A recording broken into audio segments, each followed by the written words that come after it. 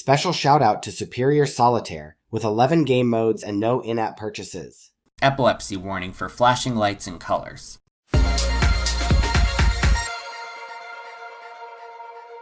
We've covered bizarre roller coasters several times on this channel, but we're far from finished with the subject. Today, we're going to be talking about 10 more roller coasters you won't believe were built. For this list, I once again conducted a poll with my viewers to rank the weirdness of these unique attractions. Some of these coasters are defunct, while others are still in operation and you can travel to see them. Speaking of which, before we get started, I want to bring up this video's sponsor, Surfshark VPN. You see, as a theme park enthusiast, I know that planning the perfect coaster getaway involves more than just roller coasters. It's about making the most out of your trip in every way possible. Surfshark VPN is here to help you do just that.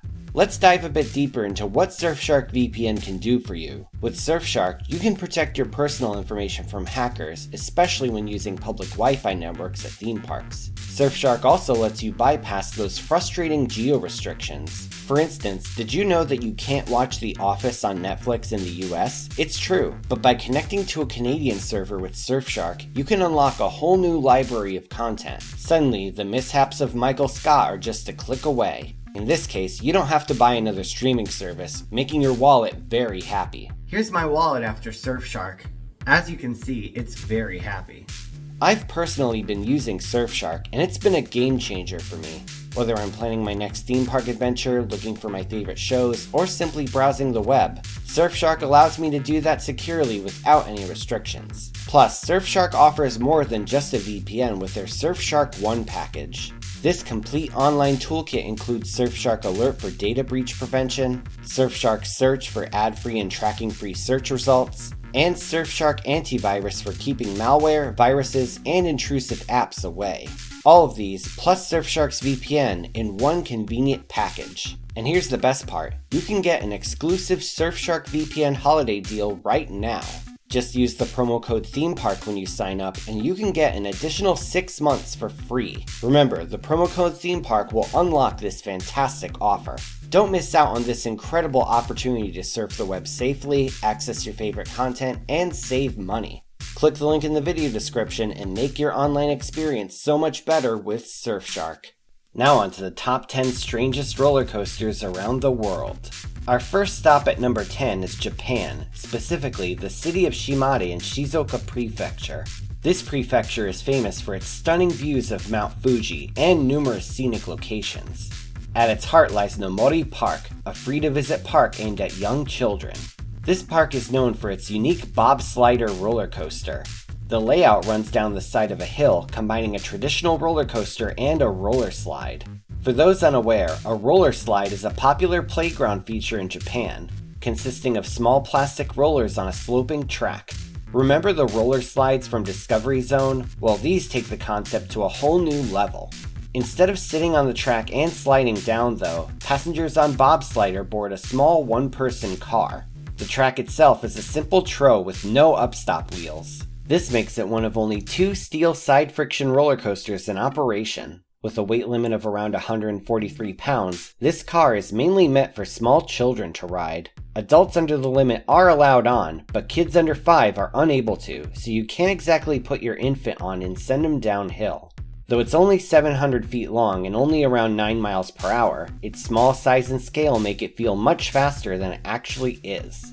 It's not exactly a thrill ride, but it's a surreal, dreamlike, and one-of-a-kind roller coaster experience nonetheless. The Bob Slider currently operates on Saturdays, Sundays, public holidays, and midsummer weekdays. So if you're planning a family trip to Japan, this ride is an experience that shouldn't be missed. Next up, we're heading to France for Magic Mountain at Luna Park Fréjus.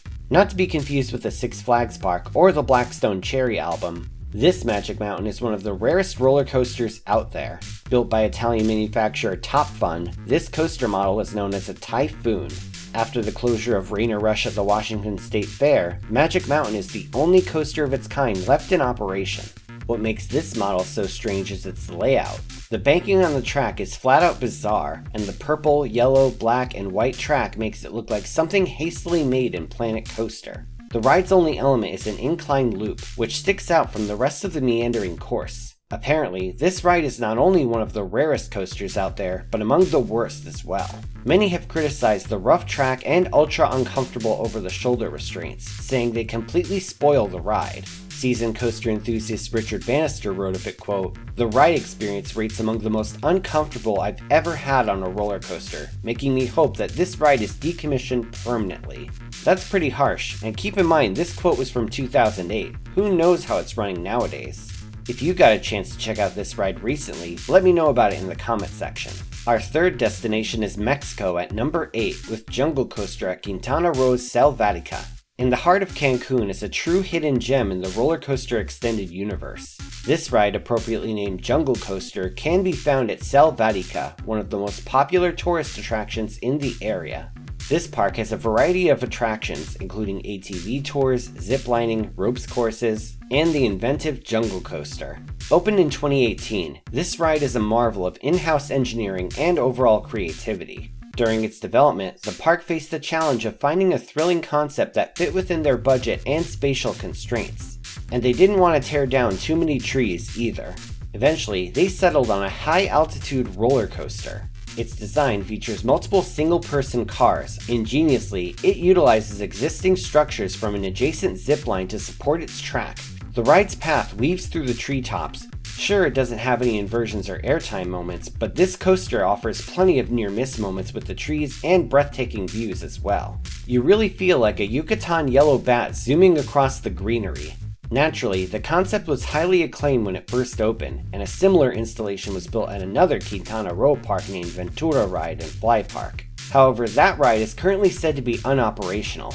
Number 7 on the list is Ritt auf den Flugsaurier, or Ride on the Pterosaur in English, across the Atlantic in Austria. Formerly operated at a park named Urzeitwald, or Primeval Forest in English. Though it has since closed down, this family park was home to a number of dinosaur-themed attractions. These range from playground features to interactive games, all located in a picturesque forest. Though it was mostly a playground, it did feature a few rides. One was a zipline where kids flew downhill on a giant wasp. Another zipline had guests glide down a board and skim across the surface of the water. Finally, there's the one that made this list, a large downhill shuttle coaster themed to a pterosaur. Multiple passengers at a time were able to ride either straddling the pterosaur's back or sitting along the wings. Interestingly enough, this ride had no seatbelts, with only metal bars keeping guests in. Despite the ride's relatively low speed, the lack of seatbelts likely added a sense of danger to the coaster. Definitely wouldn't see this operating at a Six Flags park. Not much else is known about this ride, but although it's closed for good, we are very fortunate to have it documented.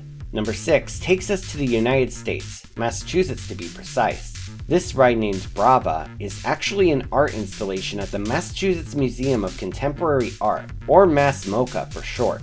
Built by Skyline Attractions, this installation is part of an exhibit named Brake Run Helix. Installed by artist E.J. Hill, this coaster is the first to use Skyline's weld-free track design. As for the art exhibit, the design is said to resemble a backyard coaster with only a single one-seat car. According to the museum's official website, E.J. Hill's exhibition Brake Run Helix is an offering to our community, not only to experience the individual and collective joy at the roller coaster at its center, but also to activate the exhibition's stage through conversations, performances, and gatherings in the spirit of joy. Since the focus is on individual experiences, only one person may ride at a time. Moreover, only one person can ride every hour, and reservations must be made on the museum's website. As of right now, this ride is on display until February, so be sure to check it out when you can. For number 5, we're flying all the way down to New South Wales, Australia. This coaster named, well, roller coaster, is currently operating in a small family park named Green Valley Farm. This park is described by its owners as, quote, a piece of God's earth put to some wholesome pleasure. This playground consists of a number of handmade contraptions that have been widely praised by parkgoers. In fact, the Green Valley Farm ranks as the #1 thing to do in the town of Tinga, being the Wing Hing Long Museum and Topper's Mountain Wines. In addition to a water slide and a metal slide, this park has a small roller coaster. First opening in 2003, this coaster consists of a downhill single-railed track. As for the ride vehicle, it consists of rusty-looking metal plates, rusty-looking metal pipes, and pieces of rubber tires. This coaster is truly a masterpiece of weirdness, but at the same time, it has a certain vintage charm to it. The fact that it was built by hand is extremely admirable, and I could easily see something like this existing at one of those old playgrounds. On a side note, the advertising for this park is rather interesting to say the least. There's a museum, kiosk, rides, water slides, and so much more. Past Tinga on the New Valley Road. Green Valley Farm, yeah. You're welcome for the nightmares, by the way. Moving away from CGI monkeys, let's head up to Pakistan for number 4, R.C Racer at Lakeview Park. Currently standing but not operating in Pakistan's capital city Islamabad, this coaster was actually revolutionary for its time. Long before Mandrill Mayhem at Chessington World of Adventures, this was actually the first ever shuttle wing coaster. R.C Racer consisted of 2 relatively short U-shaped sections of track. The vehicles had multicolored plastic seats with a metal over-the-shoulder restraint system. It certainly does have an odd appearance, but there's not much else to say about this coaster, and that's because the ride as a whole is a big mystery. I couldn't find out who built it, why it closed, or what happened with this park. The only thing I did find was a comment from someone claiming to be the ride's owner.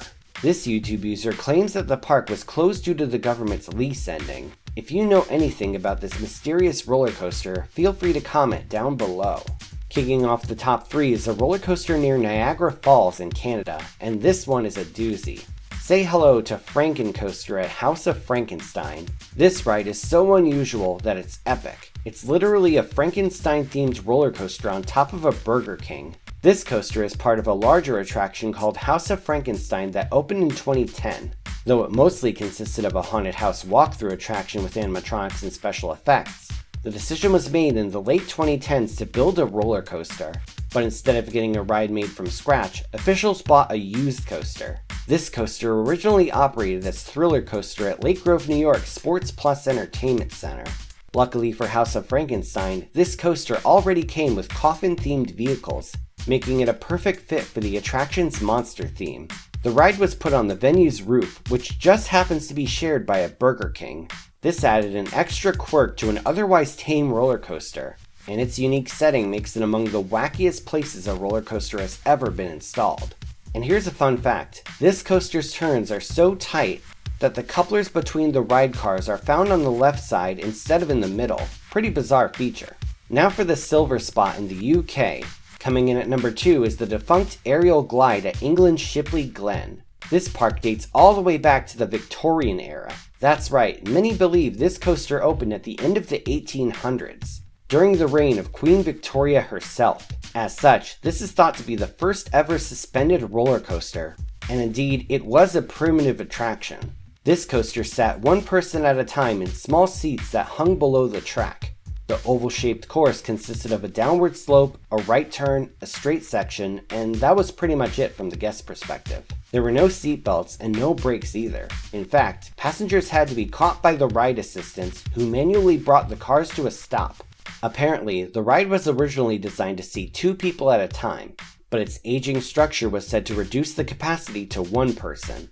And even then, there was a 168-pound weight limit. Previous guests remember the ride being very unstable, with the structure constantly shaking. By 2002, the coaster was in horrendous condition. At that point, the park likely decided that repairing the ride would be far too expensive. Even tearing it down seemed to be too much money, as the coaster sat abandoned until 2004. Nowadays, the former site of this coaster is home to someone's backyard. But fortunately for us, it has been documented as a truly revolutionary creation. At last, we're flying to South Korea for the number 1 spot, Sky Plaza Comet at Busan's Sky Plaza. A few years after the Lotte Corporation opened Lotte World in Seoul, they debuted another theme park inside their Busan department store. Originally, the star attraction was supposed to be a prototype roller coaster model by Swiss manufacturer Intamin.